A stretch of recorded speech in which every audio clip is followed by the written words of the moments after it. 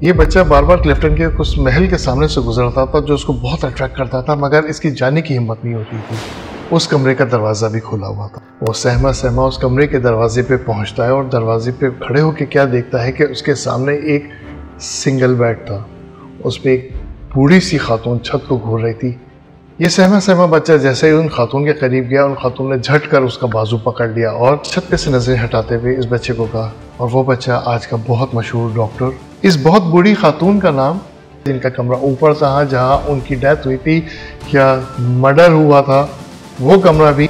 याद रहे कि किसी भी घर के अंदर, किसी भी जगह पे या किसी भी कमरे के अंदर अगर किसी की सस्पिशियस मौत होती है या कत्ल होता है या कोई मामला होता है तो उस जगह पे एक बहुत अजीब सी वहशत और वीरानी होती है। बात की तस्दीक करते हैं कि वो कमरा बहुत वहशतज़दा था और ऊपर की बालाई मंजिल पे आज भी किसी को जाने की इजाज़त नहीं दी जाती है। इस ड्रेसिंग टेबल का शीशा बहुत बड़े क्रैक के साथ मौजूद था।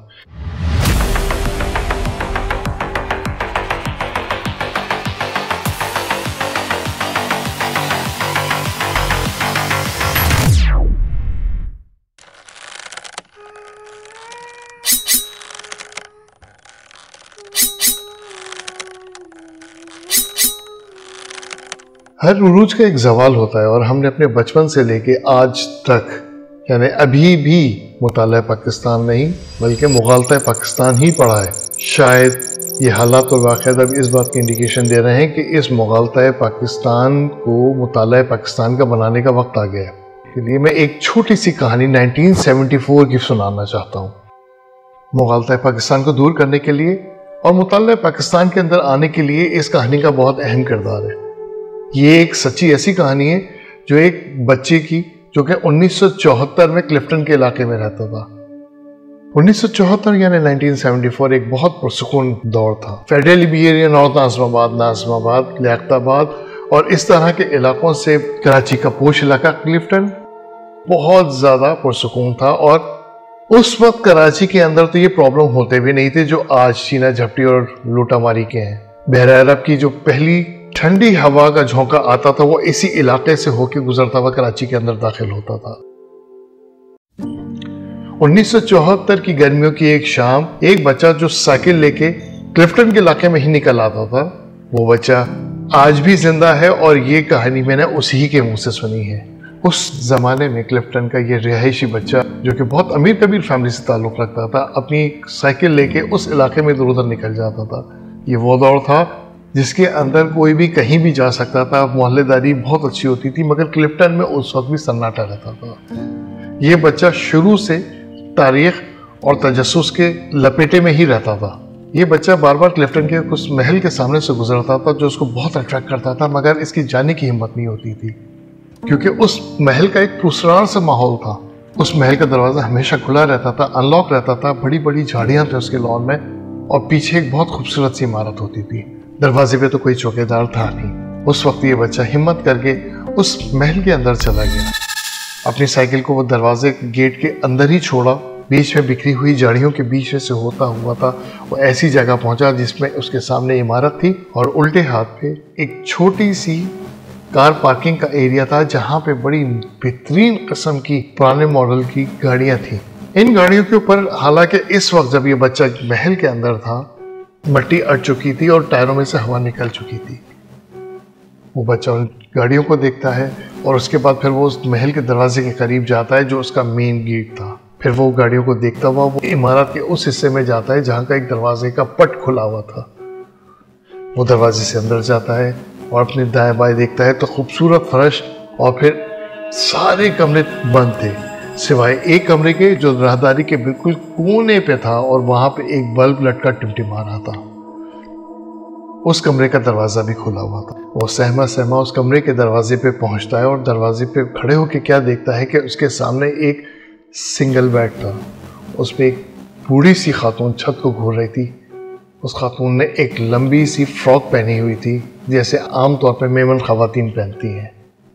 उन खातून के सराहने सीधे हाथ की तरफ एक टेबल थी और उस टेबल के ऊपर दवाएं और साथ ही एक ऑक्सीजन का सिलेंडर रखा था।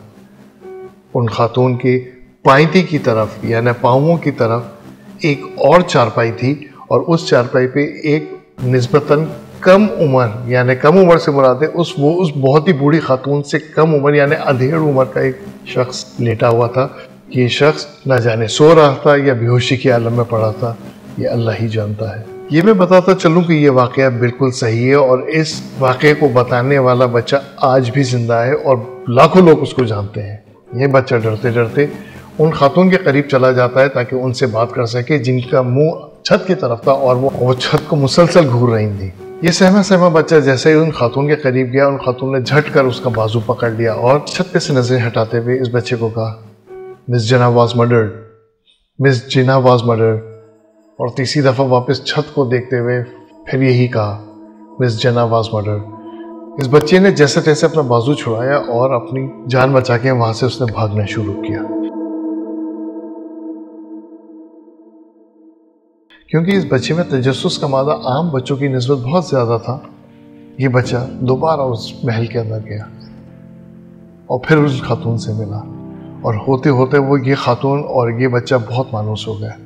एक दिन ये बच्चा शाम के बजाय थोड़े दिन के वक्त में वहाँ गया और उसने देखा कि वहाँ पे एक और पंजाबी खातून जिनका नाम रज़िया था, उनसे इनकी मुलाकात हुई। ये रज़िया इन दोनों बूढ़ों की केयर टेकर थी जो यहाँ पर दिन के वक्त आती हैं, पूरा घर का खाना वाना बना के इनको खाना वाना खिला के दवाएं शवाएं दे के जो कुछ वो अपनी दानिश में इस महल का ख्याल कर सकती थी वो करती थी और चली जाती थी। ये बात तय थी कि इस महल के अंदर इन 3 अफराद के अलावा और कोई नहीं था। 2 अफराद जो मुस्तकिल यहाँ रहते थे और एक वो रज़िया जो केयर टेकर थी, वो आती थी और इस महल की सफाई सुथराई करती थी और फिर चली जाती थी। बकौल इस बच्चे के ये तीनों बहुत उदास अफराद थे। ये लोग उदासी में रहते थे जिनसे कोई भी नहीं मिलना पसंद करता था। इस बहुत बूढ़ी खातून का नाम मोहतरमा शीरी बाई था। मोहतरमा शीरी बाई कायद आज़म रहमतुल्लाह अलैह की बहन थी और वो अधेड़ उम्र शख्स उनका बेटा अकबर रज़ाक भाई था। और ये खूबसूरत सा लाल महल आज का मोहट्टा पैलेस है जिसका असल नाम कसरे फातिमा है और जिस मिस जिन्ना के कत्ल का बार बार तकरार कर रही थी और उस बच्चे को बार बार बताया, वो हम सब की माँ मादर मिल्लत मोहतरमा फातिमा जिन्ना रहमतुल्लाह अलैह थी।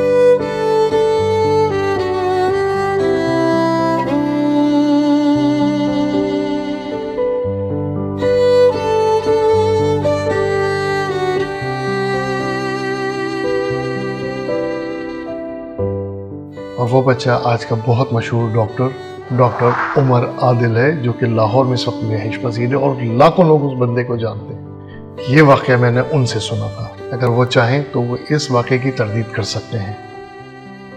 एक हिंदू ताजिर का बनाया हुआ ये मोहट्टा पैलेस जो कि 1947 से पहले तैयार किया गया था, ये खूबसूरत गुलाबी ये सुर्ख इमारत 1947 के बाद कसरे फातिमा कहलाई क्योंकि ये मिलके थी मोहतरमा फातिमा जिन्ना रहमतुल्लाह अलैह की।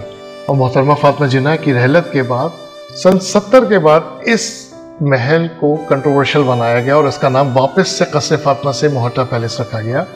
उसकी भी एक वजह ये थी कि मोहतरमा फातिमा जिन्ना के बाद आज तक इस पर कब्जे की लड़ाई जारी है। इसी मामले पर माहिर तामीरात यास्मीन लारी का कहना है कि फातिमा जिन्ना की ख्वाहिश थी कि उसे कॉलेज में तब्दील कर दिया जाए। जब कॉलेज में तब्दील किया जाए तो जरूर इसका नाम तब्दील कर दिया जाए। जो भी उनकी ख्वाहिश थी मोहतरमा फातिमा जिन्ना साहबा की कि इसको कॉलेज में तब्दील कर दिया जाए, जब कॉलेज में तब्दील किया जाए तो जरूर इसका नाम बदल दिया जाए। कि हम नाम तो बदल देते हैं लेकिन जो स्पिरिट है जो चीज़ों की उसको हम फॉलो नहीं करते, तो जरूर नाम बदलें लेकिन जब इसके लिए कॉलेज में तब्दील हो जाए और लड़कियों के लिए औरतों के लिए तो फिर जरूर इसका नाम बदल दिया जाए। जुल्फ़िकार अली भुट्टो के दौर में इसका नाम मोहट्टा पैलेस वापस रखा गया कसरे फातिमा के बजाय, क्योंकि आज तक इस अरबों रुपए की मालियत की प्रॉपर्टी के लिए कानूनी जंग जारी है और कसरे फातिमा से नाम बदलने की वजह लोगों के दिमाग से उसकी असल शनाख्त मिटाने के लिए कसरे फातिमा से मोहट्टा पैलेस इसका नाम दोबारा से दिया गया, वही जो 1947 से पहले था, ताकि इसकी शनाख्त मिट सके और इस अरबों रुपए की प्रॉपर्टी जो कि एक बहुत पोश इलाके में मौजूद है इस पे कब्जा किया जा सके। हम अपनी मादर मिल्लत की ही नाम की प्रॉपर्टी को हम उसके नाम से पुकारेंगे, उसके असल नाम से पुकारेंगे, कसरे फातिमा। मैं जब भी कसरे फातिमा की बात करूं तो आप फौरन समझ जाइएगा कि मैं आज के मोहट्टा पैलेस की बात कर रहा हूं जो कि असल में कसरे फातिमा है। इस कसरे फातिमा की केयर टेकर रज़िया ने इस बच्चे को इस पूरे महल की सैर कराए। और मोहतरमा फातिमा जिन्ना रहमतुल्लाह अलैह जिनका कमरा ऊपर था, जहाँ उनकी डेथ हुई थी या मर्डर हुआ था, वो कमरा भी डॉक्टर उमर आदिल ने अपनी आंखों से देखा। याद रहे कि किसी भी घर के अंदर, किसी भी जगह पे या किसी भी कमरे के अंदर अगर किसी की सस्पिशियस मौत होती है या कत्ल होता है या कोई मामला होता है, तो उस जगह पे एक बहुत अजीब सी वहशत और वीरानी होती है। उसके रूहानी क्या मामला होते हैं वो एक अलग चैप्टर है, मगर डॉक्टर उमर आदिल इस बात की तस्दीक करते हैं कि वो कमरा बहुत वहशतज़दा था और ऊपर की बालाई मंजिल पे आज भी किसी को जाने की इजाज़त नहीं दी जाती है, उन लोगों के जो कि फोर्सेस के होते हैं या गवर्नमेंट के होते हैं जो या फिर VIPs होते हैं। 1974 की उनकी बचपन की याददाश्तों में, यानी डॉक्टर उमर आदिल की याददाश्तों में है कि वो कमरे के अंदर जैसे ही दाखिल हुए तो वो देखते हैं कि सामने एक सिंगल बेड पड़ा था जो कि पुरानी लकड़ी का बना था। इस बेड के सीधे हाथ में खूबसूरत सी पुरानी लकड़ी की एक अलमारी थी जिसका एक पट खुला हुआ था और उस पट के अंदर से झांक रही थी सफ़ेद कमीज़, एक सफ़ेद रंग का गरारा और उसके साथ ही एक कोट जो कि मोहतरमा फातिमा जिन्ना रहमतुल्लाह अलैह का था। उनकी बेड के सराहने ही पीछे की तरफ खिड़की थी जिससे बाहर का नज़ारा दिखता था, वो खिड़की बंद थी। मोहतरमा के इस बेडरूम में छोटी सी टेबल थी जिस पे लिखने पढ़ने का वो काम करती थी, साथ ही एक कुर्सी पड़ी थी और इसके अलावा कोई ऐसी अहम चीज़ इस कमरे में मौजूद नहीं थी। जबकि उल्टे हाथ की तरफ एक ड्रेसिंग रूम का दरवाज़ा था जिसके अंदर दाखिल होते ही एक खूबसूरत सी बहुत पुरानी सी ड्रेसिंग टेबल थी। इस ड्रेसिंग टेबल का शीशा बहुत बड़े क्रैक के साथ मौजूद था।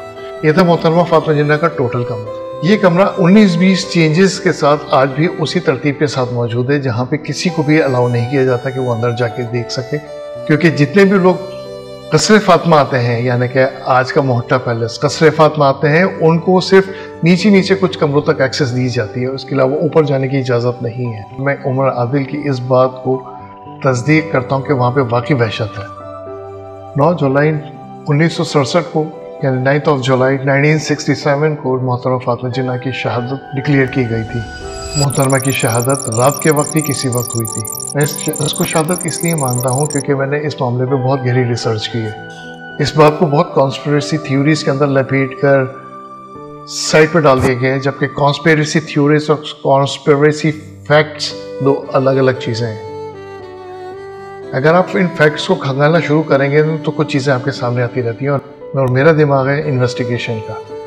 तो मैंने एक चीज़ तारीख में से उठा के उसको बहुत अच्छी तरह खंगाला है। मैंने वो जगह भी विज़िट की हैं। मेरे हाथ में कुछ पेपर्स नहीं लगे, मगर मैं जितनी अपनी तौर पे विज़िट कर सकता था, जितनी चीज़ें मैं पढ़ सकता था, जितना मैं इस बारे में डिस्कशन कर सकता था, उसके बाद मैं इस नतीजे पर पहुंच चुका हूं कि ये उनकी शहादत थी। और इस शहादत की कहानी मैं अपनी अगली वीडियो में बयान करूँगा, क्योंकि अगर आप मुग़ालता पाकिस्तान से निकल के मुताल्ला पाकिस्तान की तरफ आना चाहते हैं तो 1947 के उन किरदारों के बारे में आपको जानना पड़ेगा, उन रहनुमाओं को समझना पड़ेगा, उन शख्सियात को देखना पड़ेगा जो कि 1947 और 1947 से पीछे थी। अगर आप अपनी मुग़ालता पाकिस्तान को मुताल्ला पाकिस्तान में चेंज करना चाहते हैं तो वो शख्सियात और उनकी ज़िंदगी को आपको थोरली देखना पड़ेगा। और अगर आप जब इनकी शख्सियात को देख लेंगे, पढ़ लेंगे, समझ लेंगे, तो आपके सामने मुताल्ला पाकिस्तान सही मानों में आने लगेगा इंशाअल्लाह। मोहतरमा फातिमा जिन्ना रहमतुल्लाह अलैह जो कि मादे मिल्लत थी, उनके लिए फातिहा ज़रूर पढ़ लीजिए, क्योंकि कुछ भी है उनके साथ ज़्यादती हुई थी, बिल्कुल ऐसे ही जैसे हर दौर की इस्टेब्लिशमेंट करती है। अस्सलामु अलैकुम व रहमतुल्लाहि व बरकातुहू।